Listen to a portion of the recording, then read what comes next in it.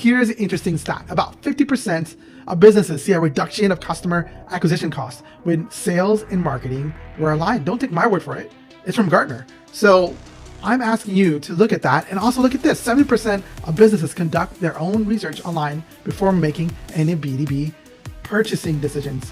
Now, your pipeline may be full, which is wonderful. It may be empty, but if marketing and sales don't align, we see rupture in that cost of acquisition. Maybe you're spending more than you need to on paid ads. And we know paid ads are just getting pricier and pricier.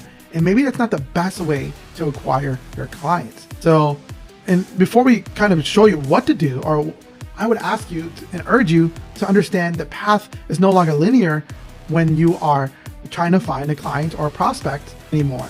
People are doing their due diligence in order to buy smart. We learned that from the COVID era. And as we look at this, we see a whole bunch of things tangled, intertwined with each other. And people are looking through AI searching, they're using Google, they're writing prompts into AI to get answers. And there's so many different tools at their fingertips. But how is your data, your content being shown inside AI searches, on web searches, even on social posts? Is your messaging more transactional, like buy now? Or is it learn more? Or is it save your seat now, right? So we have to figure out a good balance of transactional sales versus education. And the key is create content that educates your customer, not only about your product, but about your industry as well. A lot of companies and teams that we deal with, they scratch their head and like, why are we getting content about this? Because people want to know a little bit more about what the process entails. And people enjoy reading that kind of content. And we need to answer the questions people are searching for. So as you look at this, we have to know how to build awareness and demand.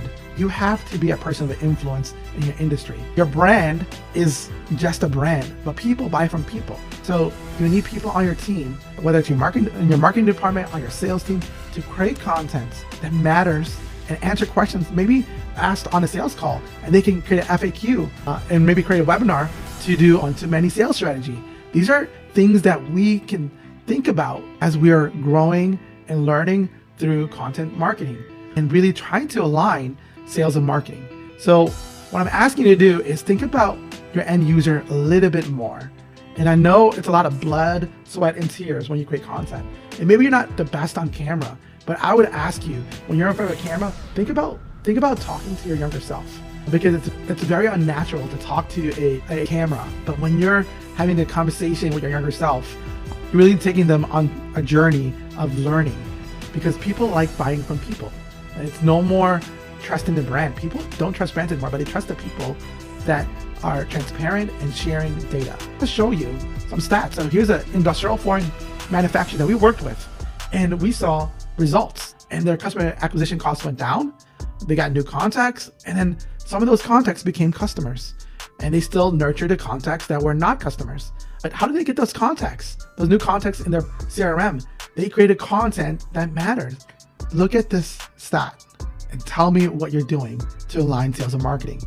If we don't know how things are going, I would ask you to sit with your marketing team and your sales team and take this growth score quiz in the QR code above.